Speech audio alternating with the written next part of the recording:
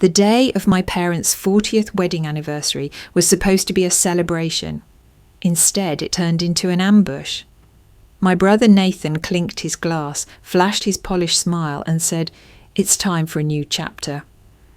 Seconds later, I was being told to pack my bags. The house was being sold. Everyone clapped.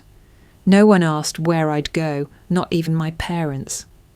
I'd spent 2 years helping Dad recover from his stroke, keeping the lights on and saving this home from foreclosure. But they had no idea, or so I thought. Because the truth, the house was never really theirs. 2 years ago, I moved back into my parents' house with a broken heart and a suitcase full of regrets. My divorce had left me emotionally hollow and financially unstable. At 38, I was starting over. Then just weeks after I arrived, my father had a massive stroke that nearly killed him. While my siblings offered flowers and promises, I stayed. I became the one who bathed him, managed his medication, paid the overdue bills, and kept the lights on. I let go of my career in non-profit administration and any personal aspirations because someone had to show up. And no one else did. Tonight, as I walked into the dining room for the anniversary party, the air was thick with the scent of catered Italian food and strained pleasantries. The long mahogany table was set like a magazine spread, crystal glasses, golden napkin rings, and flickering candles. It looked like love, but it didn't feel like it. My mother sat at the head of the table in a navy blue gown, her face stretched into a smile too tight to be sincere. My father looked thinner than ever, but content, nodding quietly as relatives complimented the decor. The whole family was here, cousins I hadn't seen in years, uncles and aunts who barely called. The room buzzed with shallow laughter, clinking glasses, and the hollow sound of forced happiness. Then there was Nathan. My brother arrived late, as always, stepping into the room like a celebrity walking into his own gala. His hair was perfectly styled, his designer suit crisp. Sabrina followed behind him in a glittering red dress, holding their 2 kids like accessories. They made a show of hugging our parents and posing for photos like a magazine family. You'd think they had flown in from Monaco, not just across town. Dinner started with toasts. Aunt Lily praised 40 years of commitment. Cousin Tara shared a memory of my parents dancing in the rain. Then Nathan stood up and tapped his glass. "I've got a little surprise for Mom and Dad," he said, flashing that perfect smile that always meant trouble. Everyone hushed. Nathan looked around the room with the confidence of a man who'd never been told no in his life. "Sabrina and I have been doing some thinking about family, about the future." Sabrina nodded, clasping his hand and beaming. "We think it's time for something bigger," he said. "Something that brings us all closer. So we've decided we're buying a new house, a beautiful property out in Green Hollow. Great schools, safe neighbourhood, lots of space." "Oh, how lovely," my mother exclaimed, clutching her chest. "But that's not all," Nathan continued. "It's got an in-law suite, big enough for both of you," he said, gesturing to our parents. Gasps and applause broke out. Everyone began talking at once, praising the thoughtfulness, calling him a saint, joking about who'd get to use the pool first. My father looked genuinely touched. My mother blinked away tears. I sat frozen. Nathan continued, oblivious or indifferent. "It's time Mum and Dad stopped worrying about maintenance and bills. They'll have their own space, close to the grandkids, and we'll all be together. It's what family's about, right?" Sabrina squeezed his arm proudly. All eyes turned to our parents. My mother nodded, glowing with approval. My father smiled faintly. It was a beautiful moment, if you didn't know what was coming next. Nathan raised his glass again, clearly enjoying the attention. "Now, of course, there's one important detail to address," he said, letting the suspense build. "To make all this happen, we'll be selling this house."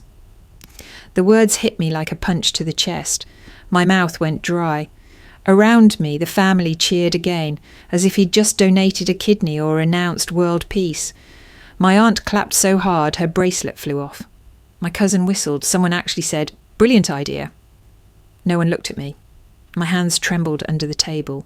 This house wasn't just an address. It was the one place I had left after my life fell apart. It had been my sanctuary, my responsibility, my guilt, and my second chance all rolled into one. and now it was being handed off like a pawn on a chessboard. "Wait," my father said, blinking. "But this house, we've lived here for over 30 years. "That's the beauty of it," Nathan said with a casual shrug. "The market's hot. We could easily get over $900,000 for it, maybe even $1 million with a few minor updates." A low murmur of approval rippled through the room. Numbers always impressed them more than memories. "But where will we go in the meantime?" Mum asked, brows furrowed. "That's the best part," Sabrina jumped in. "We close on the Green Hollow house next month. It has a guest house ready to move into. You won't need to lift a finger." "And it'll be great for the kids," Nathan added. "They'll have their grandparents right there and we'll all be one big happy family." I finally found my voice. "You're selling this house?" Nathan turned to me, as if noticing I was still in the room.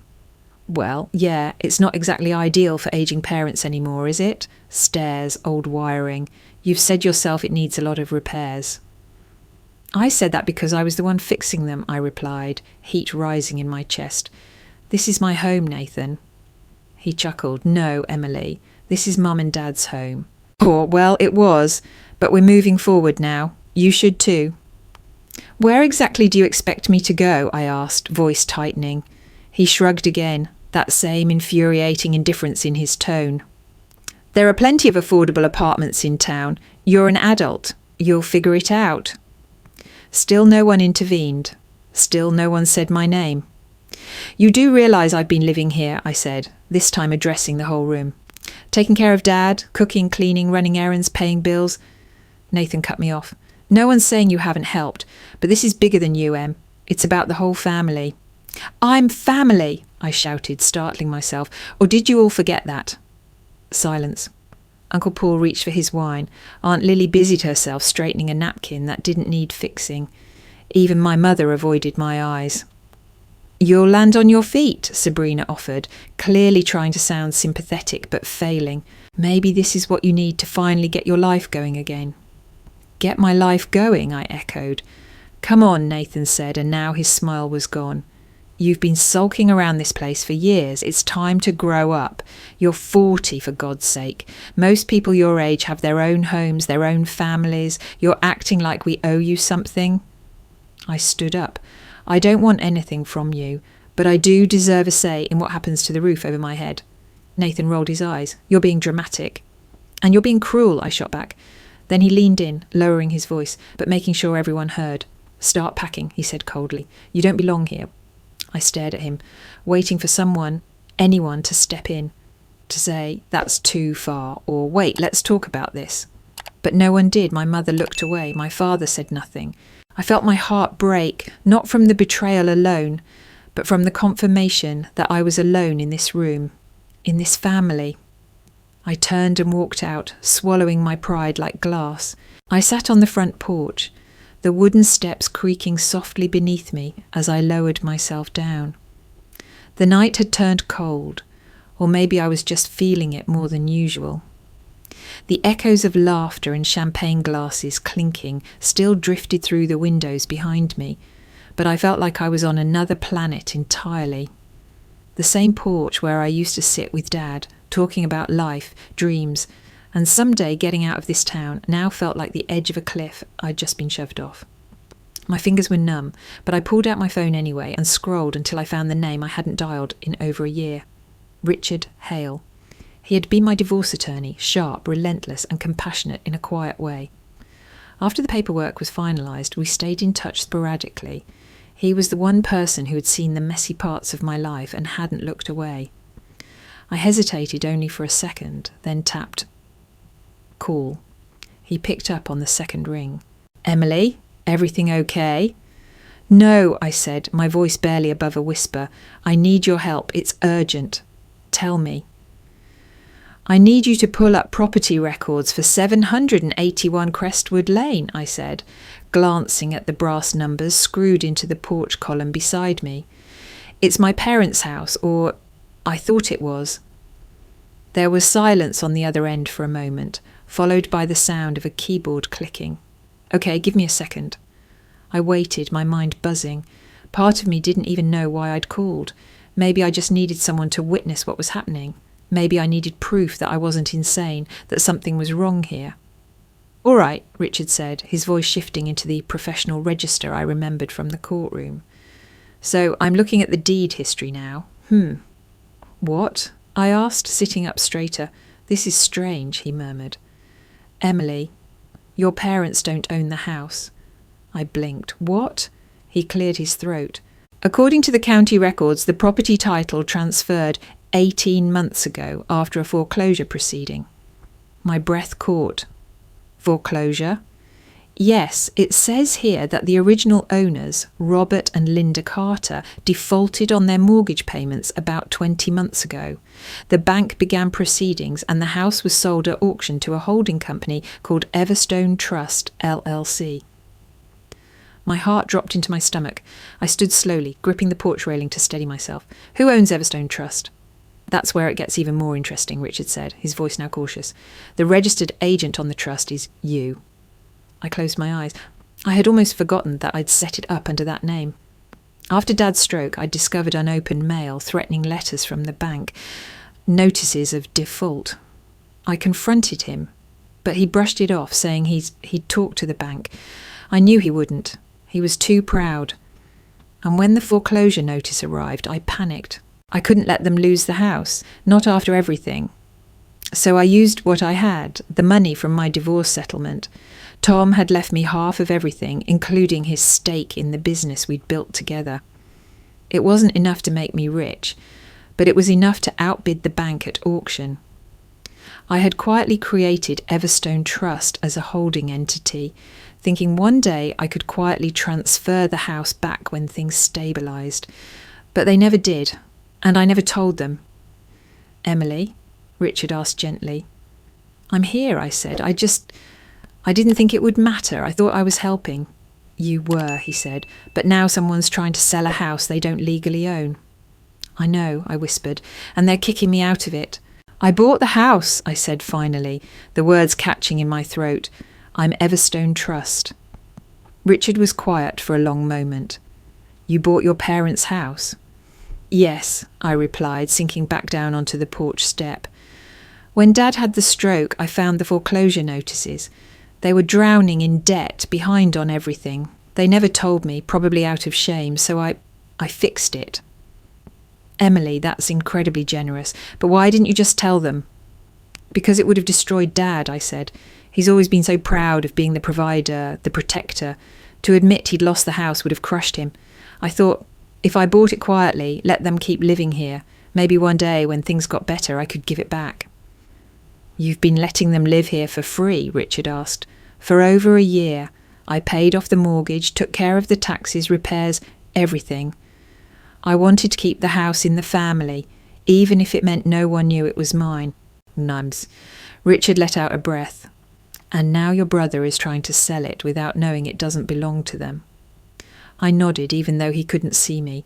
He stood in that dining room, told me to pack my bags like I was some freeloader, and my parents just let him. "I'm so sorry, Emily." "I'm not even angry that they didn't know," I said softly. "What hurts is how quick they were to side with him. No questions, no concern, just applause." There was a pause. Then Richard said, "I can file an immediate cease and desist. Anyone who tries to list or show that house without your consent will be in violation, and I'll send you a complete ownership file, something tangible you can put on the table, literally if you need to." "Thank you," I whispered. "Do you want me to notify your parents directly?" "No, not yet," I said. "This is my mess to handle." I hung up and sat in silence, the phone resting in my lap. The house loomed behind me, glowing with warm light and false memories. A home I'd saved with the last of my savings, now at the centre of a betrayal so sharp it made my chest ache. It was supposed to be a gift, a second chance for all of us. I imagined the day I would surprise them, show them what I had done, and see Dad's eyes light up with pride instead of shame. I pictured Mum hugging me, saying she was proud of me. I dreamed of them knowing, finally, that I had done something meaningful. But now the truth would come out as a defence, not a gift. I wiped my eyes and stood up. The warmth from the porch light spilled over me, but I felt cold to my bones. I had bought this house out of love, and now I'd have to fight to stay in it. By the time I stepped off the porch and back into the house, the din of conversation hit me like a wave. It was as if my exit had never happened. No one had followed, no one had checked on me. They were too busy making plans for their beautiful new future, one that conveniently erased me. I paused in the foyer, glancing down at my phone. A new message from Richard flashed across the screen. Documents attached. You own it. Fully. Cease and desist letters drafted. I opened the file. Deed records, title history, tax documents, all showing one clear name. Everstone Trust, LLC, managed by Emily Carter. Me. I took a deep breath, squared my shoulders and walked into the dining room. The long table was still surrounded by the same smiling faces, but now the energy had shifted. They were animated, excited, feeding off each other, like they were designing a fairy tale. Sabrina was on her third glass of wine, gesturing wildly with her free hand. So I was thinking, we take out the wall between the kitchen and the den, make it an open concept, and maybe install a breakfast nook with those built-in benches. Nathan nodded eagerly. Exactly. Modern, sleek, but still warm. And the backyard, we could extend the deck, add a hot tub, maybe even one of those retractable awnings. Aunt Lily chimed in. You should definitely get a wine cellar. That neighbourhood screams entertaining. And a smart security system, added Uncle Paul, ever the practical one. They were designing their dream life and building it on my foundation. I cleared my throat and not a single head turned, so I spoke louder. Before you finish building your dreams, I said, voice steady, let's talk about whose house this is. That got their attention. Silence blanketed the room like a dropped curtain. Every face turned to me, and for a long, loaded second no one said a word. Nathan raised an eyebrow. Excuse me? I stepped closer to the table, holding up my phone. I just got off the phone with my lawyer, the man who handled my divorce and who now handles real estate law. He pulled the deed for this house. My mother frowned, confused. Why would you do that? Because I had a feeling something wasn't right, I said. And I was correct. You don't own this house, not anymore. Murmurs. Uneasy shifting. Nathan scoffed. What are you talking about? Of course they own it. They've lived here forever. Yes, they have, I said. But 18 months ago, the bank foreclosed on the property. The title changed hands. And the current owner is not you, Nathan. It's not Mom, not Dad. I let the moment stretch before finishing. It's me. Gasps. Audible ones. That's ridiculous, Nathan said, standing up. You're not even working. You don't have that kind of money. I did, I replied. When I divorced Tom, I received a significant settlement. Enough to buy this house outright when it went up for auction. My father looked like someone had just knocked the wind out of him. My mother covered her mouth. I used a holding company, Everstone Trust, to make the purchase discreetly. I didn't tell anyone because I didn't want to embarrass you. I knew how hard it would be to admit the house had been lost. I thought I was doing the right thing. You bought the house, my mother repeated softly. You saved it. I saved us, I corrected gently. And tonight, while you were all planning your future without me, I realised that if I hadn't done what I did, none of you would be sitting here. Nathan stared at me, his jaw clenched. So what? Now you're throwing it in our faces. You think this gives you power? No, I said, it gives me facts. And here's one. You can't sell what you don't own. The silence hung so heavy, it felt like gravity had doubled. No one spoke. No one moved. The sparkle in the room dimmed, as if the chandelier above had somehow understood the shift and adjusted its glow accordingly. Then Nathan laughed, a low, dismissive chuckle that grew louder until he shook his head and took a step towards me. You're unbelievable, he said. You go broke after your divorce, move back in here like some lost puppy, and now you expect us to believe you secretly bought the house. What is this, your little revenge fantasy? It's not a fantasy, I said, holding my ground. It's a legal reality. I opened the email from Richard, pulled up the file and slid my phone across the table. Go ahead, read it. That's the property deed, the title transfer, the trust documentation, all filed, all legal. You'll see my name right there, Emily Carter, Managing Trustee of Everstone Trust. Nathan didn't even reach for the phone. He crossed his arms and turned to the others. She probably forged it. It's real, I said, voice shaking now, but not from fear. I kept the house from being lost.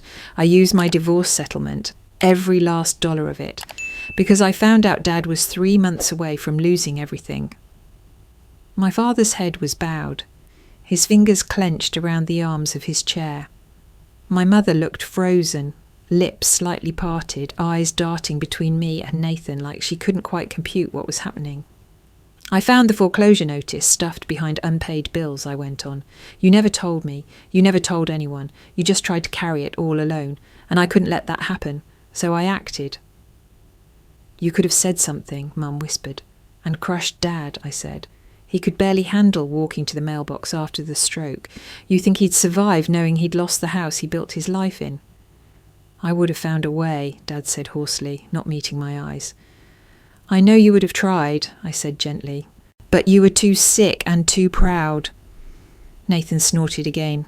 So now what? You think we all owe you? Is this about gratitude, about power? It's about respect, I said, and truth. I let you all believe what you wanted to believe.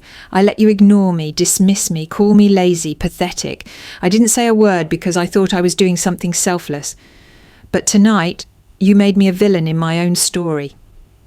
Sabrina broke in, her voice sharp.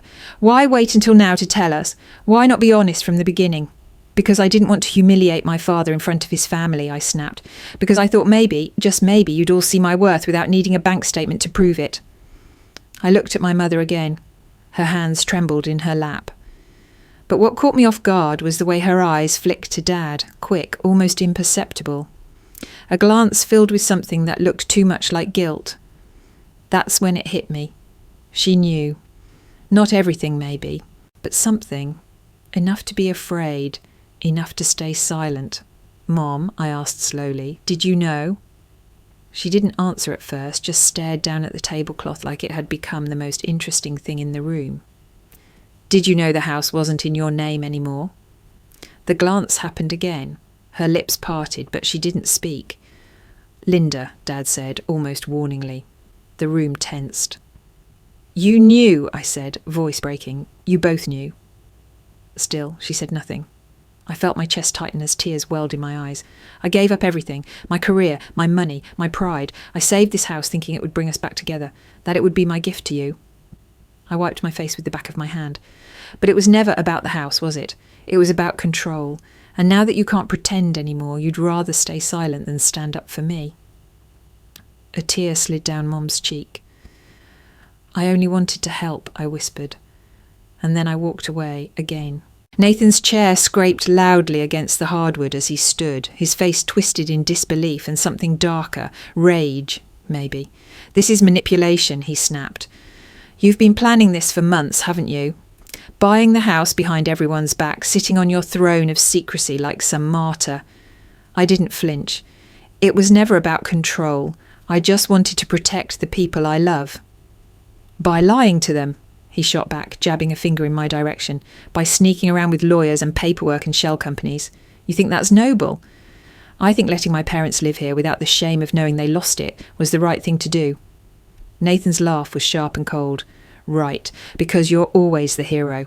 Poor Emily, abandoned by her husband, crawling home with her tail between her legs. Now she wants to play saviour.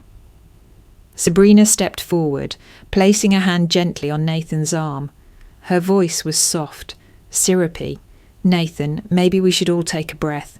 Why, he shook her off. No, she's been manipulating everyone. She let us all believe this was still Mum and Dad's house, and now she wants credit for being the good one. Credit? I asked, incredulous. You think I did this for applause? Sabrina turned towards me, her tone shifting into performative concern. Emily, I know you think you were helping, but honestly, you've always had a way of making things about yourself. This isn't the first time. Excuse me? She clasped her hands in front of her like a prayer. You have a pattern, sweetie. Always the victim, always the misunderstood one. And now you're using this house as a way to control your parents and guilt the rest of us. The words stung, but what hurt more was how easily the others began to nod. Aunt Lily leaned toward Uncle Paul, whispering something behind her hand. Cousin Tara looked away awkwardly. Then a new voice chimed in from across the room, one I hadn't expected. Well, She's not wrong. I turned and saw my younger sister Julia step forward. I hadn't seen her all night. She'd arrived late, barely said hello, and had kept to the background until now. "Julia?" I asked. She didn't look at me. "I mean, it's great that you helped them. Really. But you can't expect to keep this house all to yourself. It's not fair." "Fair?" I echoed. "I saved this house. I paid for it. With my own money." Julia shrugged. "Still, it's Mum and Dad's house. It always will be." My chest tightened as I realised I was now completely surrounded, not just by indifference but by quiet agreement. Even those who said nothing looked at me like I was the problem, like I had disrupted their perfect narrative. Nathan folded his arms, smirking now. "You see, it's not just me. Everyone sees through you." "I didn't do this to control anyone," I said again, voice trembling. "I did it because no one else would." "But you kept it secret," Julia said. "You could have told us." "I was trying to protect Dad's pride." Nathan rolled his eyes. "Or maybe you just liked having the upper hand for once." I opened my mouth to respond, but nothing came out. The words caught somewhere between heartbreak and disbelief. All I could do was stare at the faces around me, some angry, some smug, some simply blank, and wonder how I'd become the villain in the very story I wrote to save them. For a moment, the silence in the room buzzed louder than the accusations. My eyes were locked on Julia's. Her words still echoed in my chest like a slap I hadn't seen coming. But then Dad moved. He cleared his throat, quietly at first, then a little louder. He pushed back his chair and stood, steadying himself with a hand on the table. "I knew," he said. It was soft, but it cut through the tension like a blade. Everyone turned. "What did you say?" Mum asked, her voice shaky. Dad looked at her, then at me. "I knew Emily bought the house," gasps. Then a stunned silence. "I figured it out a few months after the stroke," he continued. "The letters from the bank stopped, the taxes were paid, repairs were happening, and I saw one envelope from Everstone with a forwarding address. Your old apartment, Em. I didn't say anything because I was ashamed. You... What?" Mum's voice cracked. "You knew and you didn't tell me." "I didn't want you to worry," he said gently. "We were already drowning in bills. I figured if Emily wanted to help us quietly, I'd let her. I thought maybe one day I'd find a way to pay her back." "You kept this from me?" Mum's face turned pale. "For over a year." "I didn't know how to say it," Dad said, his voice breaking. "I failed us, Linda. I let this house go. Emily saved it." Sabrina let out a breathless "wow" under her breath, as if the twist had made her a spectator at a soap opera. Julia looked stunned. Aunt Lily had gone entirely quiet. "You knew she owned it," Nathan thundered, stepping forward. "And you let us believe it was still yours. You let us make plans." Dad's eyes met his. "You never asked." "You let me tell her to leave her own house," Nathan yelled, slamming his hand against the table. "What kind of father does that?" "One who was trying to protect all his children," Dad said, steel finally returning to his voice. "That's bull," Nathan snapped. "You knew she was manipulating us and you let her. You stood there while we all looked like fools." "She wasn't manipulating anyone," Dad said firmly. "She was saving us." Nathan's voice rose. "So what now? You're just going to let her keep the house? Let her kick us all out like she's queen of the damn castle?" "No one's being kicked out," I said. "But you can't sell what you don't own." Nathan's fists clenched. "Fine, you know what? If that's how it is, then let's make it clear. Mum, Dad, you need to choose. Right now." The words dropped like thunder. Everyone tensed. "Choose what?" Mum whispered. "Between me and her," Nathan said. "Between the son who's trying to take care of this family, or the daughter who lied to you, manipulated you, and now wants to throw it all in our faces." Aunt Lily gasped. Julia looked like she wanted to melt into the floor. Dad stood silent for a long beat. Then he looked at me. "I choose the daughter who saved our home when I was too proud to ask for help," he said, his voice strong, clear. "I choose the daughter who spent her divorce settlement to give us a second chance. I choose the daughter we abandoned while she held this family together." My mother began to cry. "And if that's not enough for you, Nathan," Dad continued, "then maybe you should ask yourself what family really means." Nathan stared at Dad, disbelief washing over his features like a tidal wave. His mouth opened, then closed again, as though trying to find the right words to counter the unexpected blow, but he didn't find any. Instead, he turned to Sabrina, eyes burning. "Let's go," he said through clenched teeth. "Nathan," Mum's voice cracked, reaching out instinctively. He jerked his arm away. "No, you've made your choice. You want her? You can have her." Sabrina hesitated, eyes flitting between the dining room and the foyer.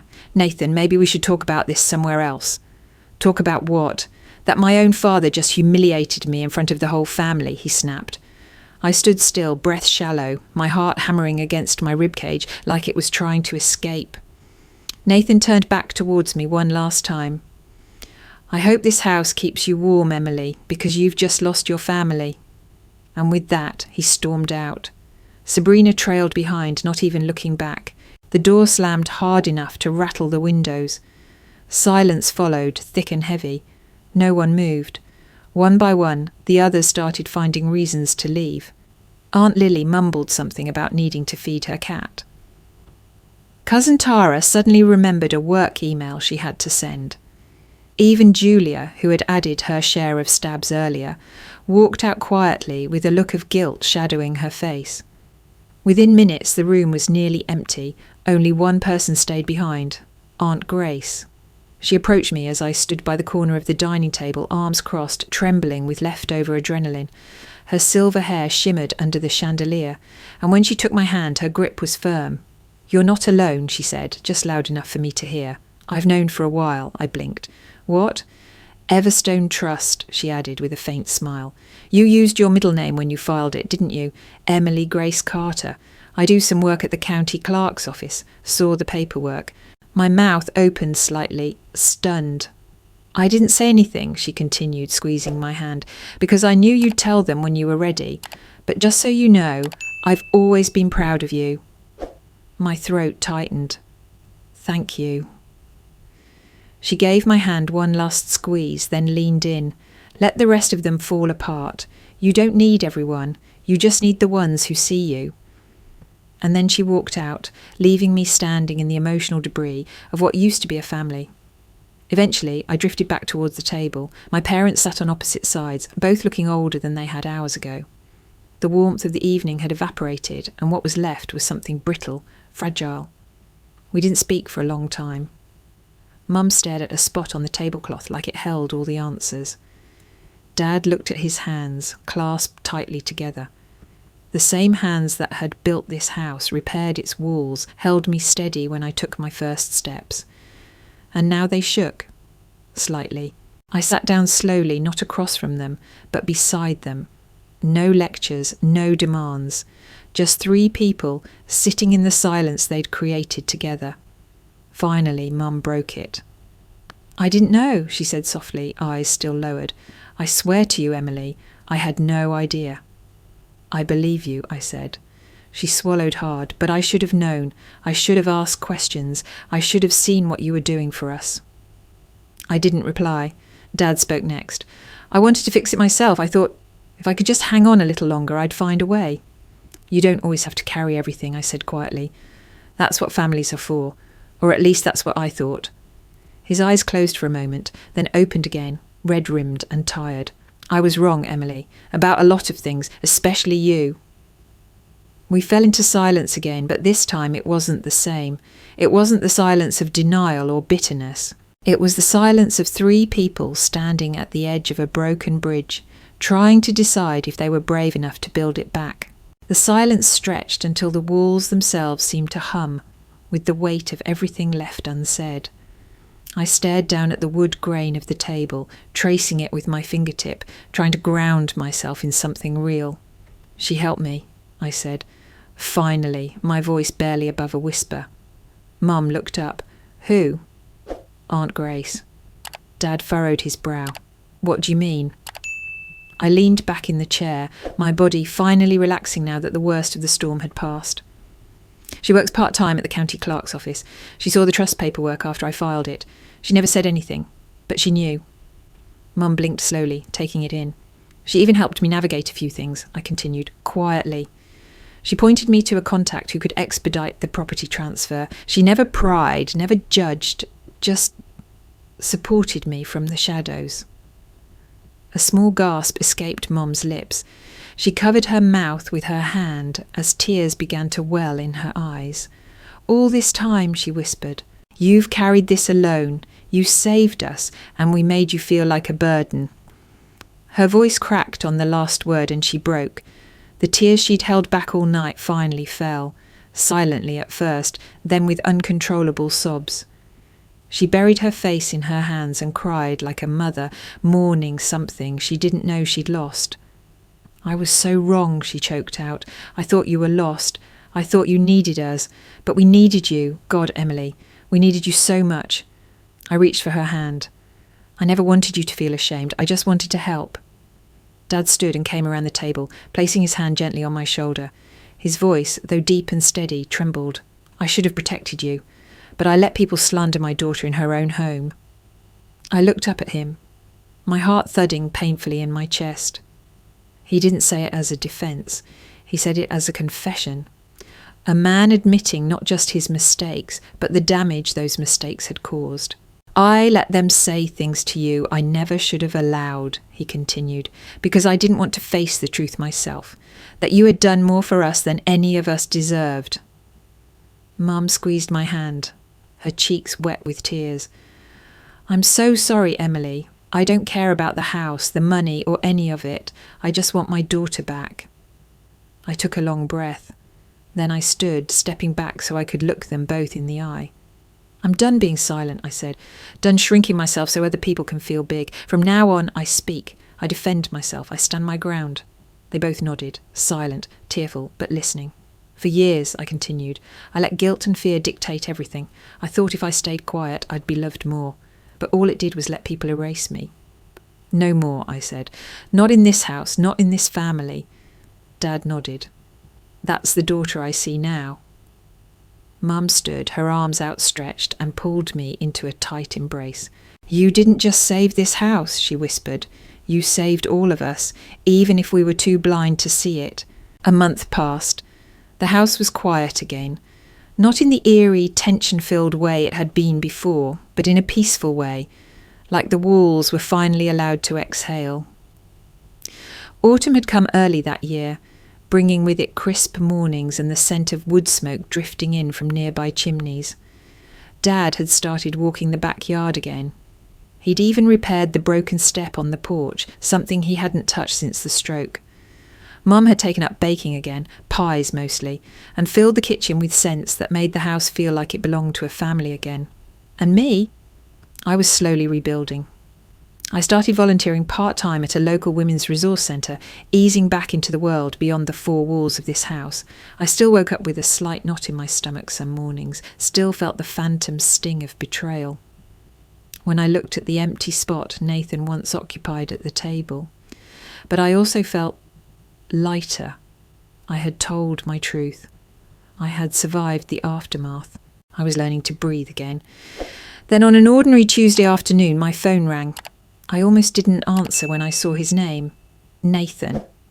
I stared at the screen, thumb hovering over the decline button. Every instinct screamed to protect myself, but another part of me, smaller, quieter, urged me to listen. I pressed accept and held the phone to my ear. "Emily?" His voice was different. No swagger, no arrogance, just a quiet uncertainty that felt alien coming from him.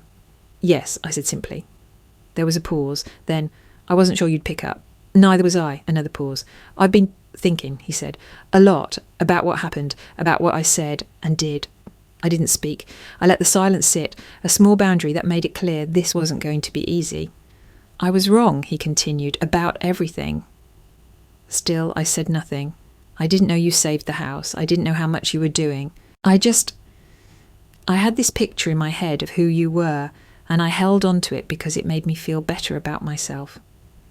He sounded tired, smaller, almost human. Every time I felt like I was slipping, I'd point at you and say, "At least I'm not her." And then you turned out to be the one holding the whole family together. And He stopped himself. "I'm sorry, Emily. I'm really, really sorry." My throat tightened. I swallowed hard. "I appreciate the apology," I said slowly, "but I'm not ready to forgive you." He was quiet on the other end. "I understand," he said eventually. "I didn't expect you to. I wanted you to know, I see it now. Everything you did, everything you gave up, and how we treated you. It was unforgivable." "It was," I agreed. "But I'm still glad you called," I added, surprising even myself. He let out a breath that sounded like he'd been holding it for weeks. "I miss Mum and Dad," he said. "The kids do too. They keep asking when they can see their grandparents again." "Maybe one day," I said, "but not yet." "That's fair." There was another long pause. Then he said, "Take care, Em." "You too." And the line went dead. I stared at the screen for a long time after, not sure how I felt. There wasn't relief. There wasn't closure. But there was space, a crack in the concrete that maybe, just maybe, could grow into something new. 2 days after the phone call, I received an unexpected email. Subject: "From Sabrina, please read." I stared at it for a while before opening it, my gut twisted, bracing for deflection, for more polished defiance, dressed in soft language. But what I read was nothing like that. "Emily, I know I'm probably the last person you want to hear from, and I wouldn't blame you if you delete this right away. But I hope you'll read through. I owe you an apology, not just for what I said, but for what I didn't stop Nathan from doing. I let him walk into that party with a plan that was never fair, and I stood by his side when I should have said something. The truth is, I didn't fully understand what was happening. Nathan has been under serious pressure. His business is failing. He hasn't told anyone in the family because pride runs deep in your bloodline. And I didn't push. He saw the house as a solution to keep himself afloat, to buy time. It wasn't right, but it was desperation, not malice. That doesn't excuse anything.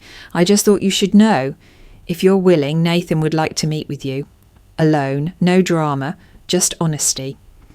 With sincerity, Sabrina, I read it 3 times. It didn't erase the pain, but it did shift something. Nathan hadn't just been cruel, and he had been cornered and lashed out in the only direction that felt safe. At me. I took a day to think. Then I wrote back, "Tell him I'll meet him. 1 hour. Just him. Neutral ground." We met at a quiet coffee shop downtown, the kind with exposed brick walls, indie music playing too softly to identify, and mismatched chairs that forced strangers into conversation. Nathan was already there when I arrived, sitting at a table in the back, nursing a mug of untouched coffee. When he saw me, he stood, awkwardly, like he wasn't sure whether to hug me or just nod. I sat across from him. For a moment, neither of us spoke. Then he said, "Thank you for coming." I nodded. "You wanted to talk." "I did," he said, running a hand through his hair. "And Sabrina told me what she sent. I'm glad she did. I should have said it myself." I folded my arms but said nothing. "I was drowning," he admitted. "The business is falling apart. Investors backed out. Debts piled up. I couldn't breathe. And when I thought about losing everything, I looked at this house and thought, that's the one thing I can control." "You were never entitled to it," I said. "I know that now," he replied, "but back then, I just saw a solution. I didn't care who it hurt." We sat in silence again. This time it didn't feel quite so sharp. "I have conditions," I said finally. He looked up. "If you want any kind of relationship again, with me, with Mum and Dad, you have to apologise properly. No spin, no excuses. I will. You stop using our parents as leverage. No more guilt, no more manipulation. Agreed. And you treat my boundaries and my ownership with respect. From now on." He hesitated, then nodded slowly. "You have my word." It wasn't dramatic. There were no tears, no sudden outpouring of sibling love. But when Nathan stood and extended his hand, and I took it, it felt like the first time in our lives we were finally meeting on equal ground. He bowed his head slightly, a small gesture. But for Nathan Carter, it was monumental. By the time winter gave way to spring, the edges of our family had begun to mend. Not perfectly, not all at once, but slowly, like scar tissue forming where wounds once split too deep. Nathan and Sabrina bought a modest home on the east side of town. It was smaller than they were used to, No pool, no in-law suite, no wine cellar fantasies. But it was theirs, real, paid for, and quiet.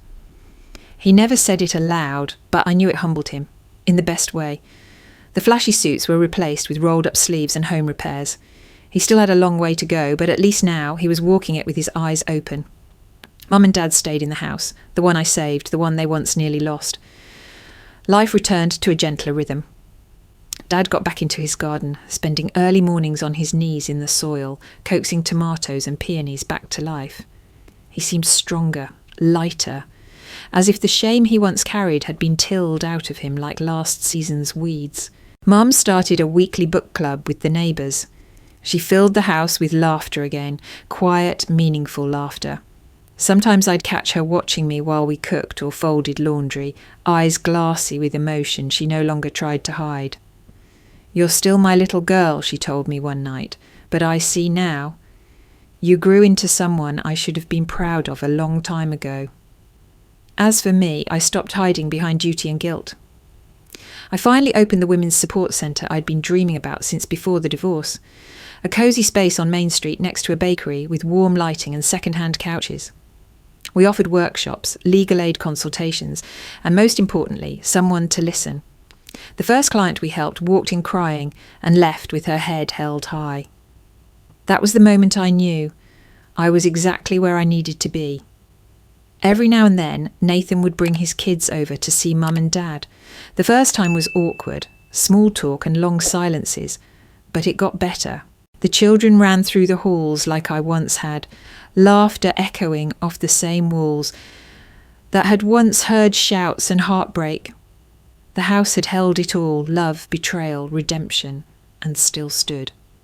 One morning I woke to the sound of birds outside my window and the smell of fresh soil wafting in.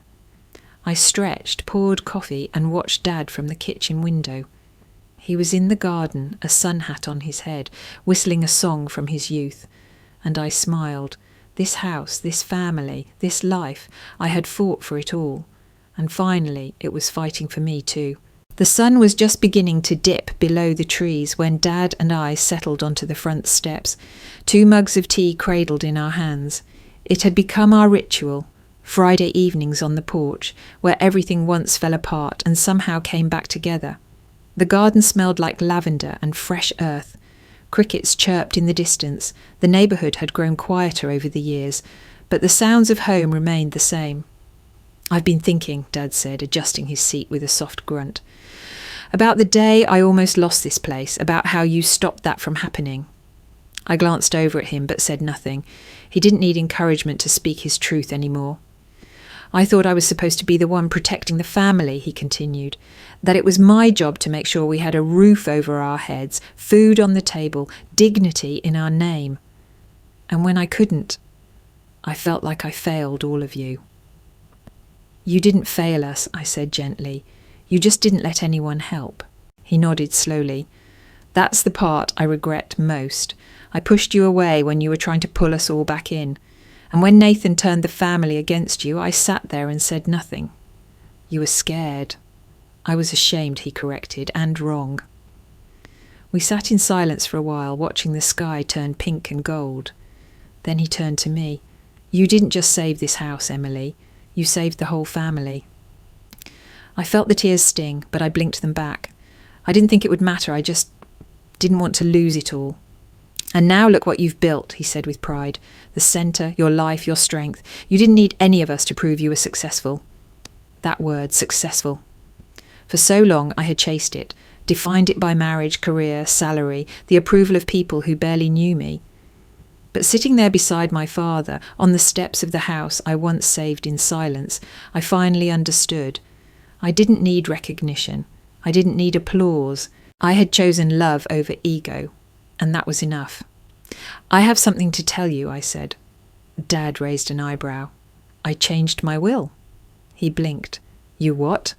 I smiled. "When I die, hopefully not for a long time, the house won't pass to any one person." He tilted his head. "I've arranged for it to go to the organisation I founded. It'll be converted into transitional housing, a place for women like me, who've been cast out, broken, trying to find their footing again. Dad stared at me for a long moment. Then slowly he smiled. From a house that almost ruined us, to one that might save others. Exactly, I said. He chuckled, a deep, satisfied sound. Your mother's going to cry. She'll survive, I said, nudging him with my elbow. We sat there a little longer, sipping tea, listening to the world settle in for the night. And for the first time in years, I felt entirely at home.